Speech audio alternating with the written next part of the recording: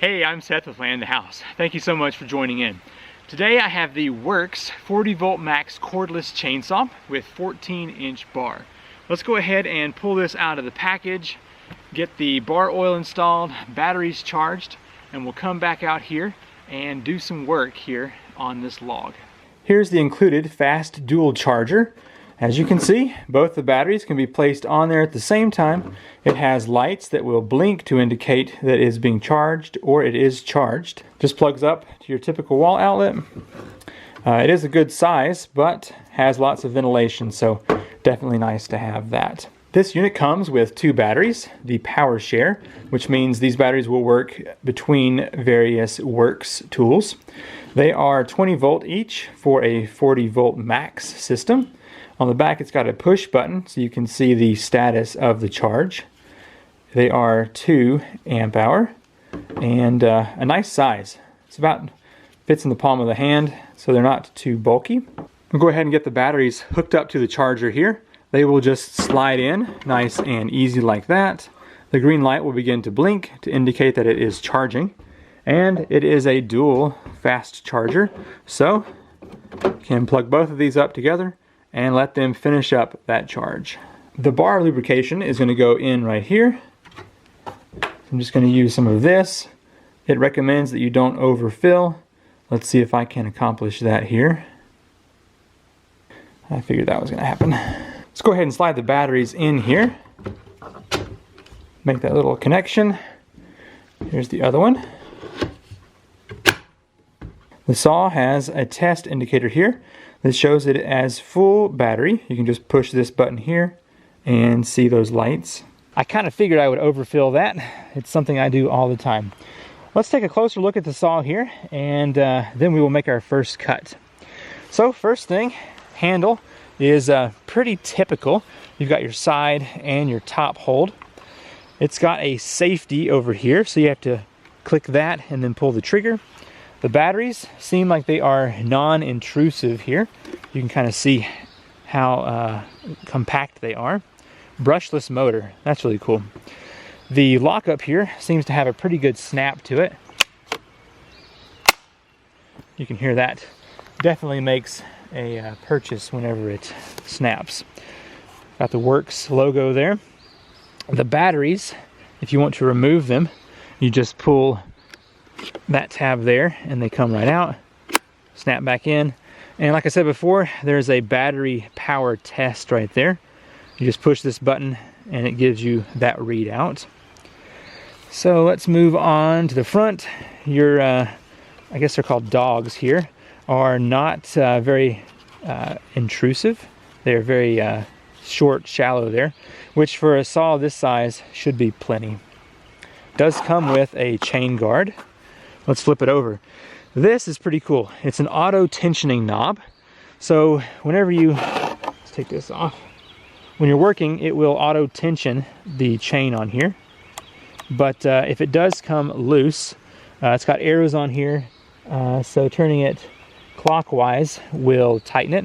They'd say just make sure it's hand tight and you should be good to go. Ooh, let's look on the bottom here and see what we have.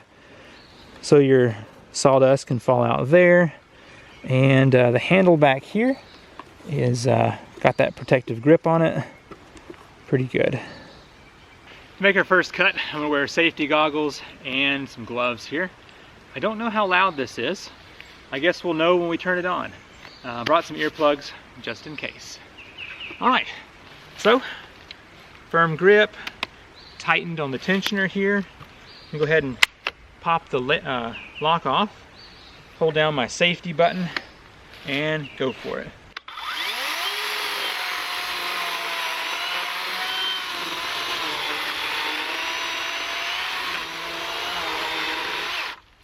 Nice. What a smooth cut.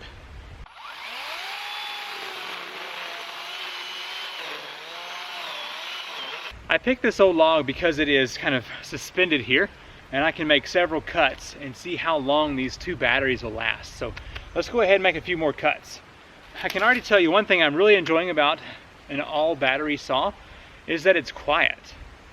Just cut that, no loud noises, not disturbing any neighbors or having to wear earplugs.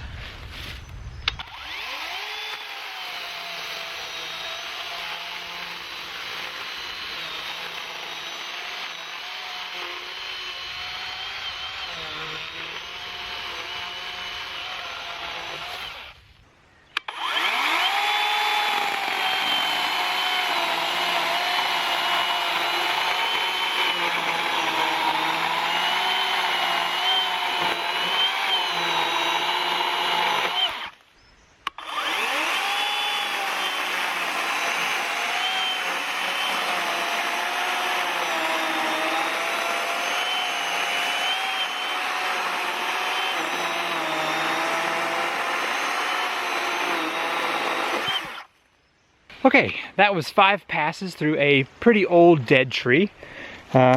Maybe about 10 inches up here, probably closer to 11 or 12 inches on this side. And I know it's pretty soft wood, so let's move on to something a little bit more challenging. I noticed on one of the 4-wheeler trails up here, there's an old tree that's fallen, and I figure this saw would be perfect to handle that job. Okay, let's just place this up here and put a little bungee across it, and we will be good to go here.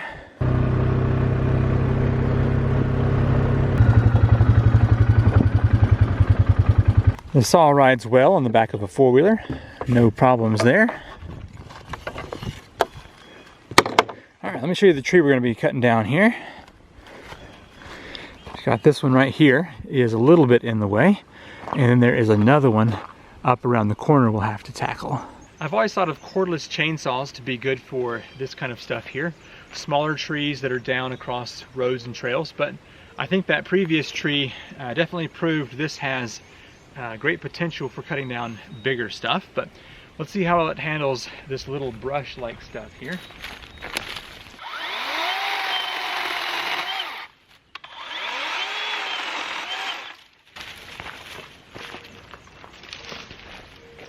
There's just something nice about when this is done cutting, it's quiet. So you can then pull the branches out of the way. I don't know, it's just a pleasant experience.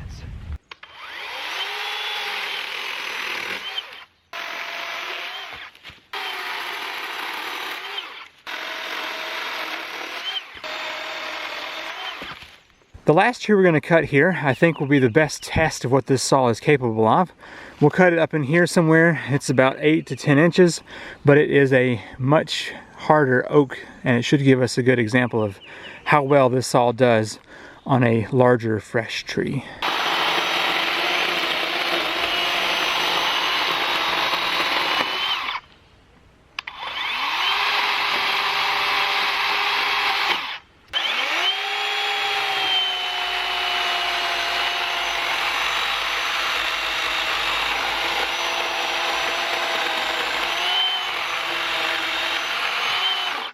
I decided to cut here underneath the log, and let me show you what's happened.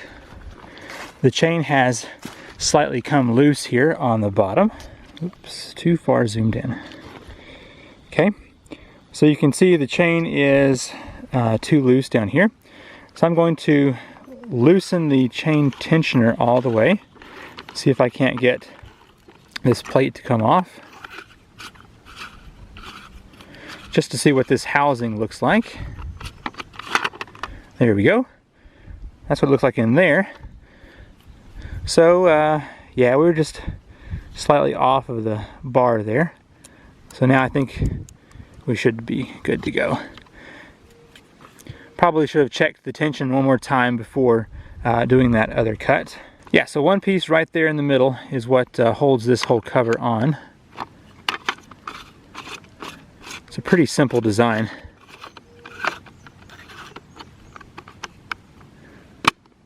Go.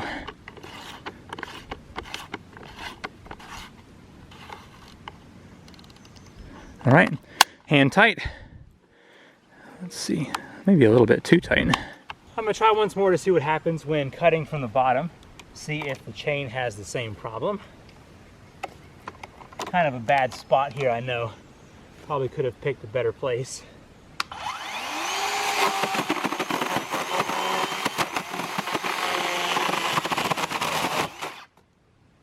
little bit loose again. So I realized that this was a really ugly place to cut. So I've got this up on a little log here. Let's make a couple more cuts just to see what this saw is capable of with a basic straight cut here.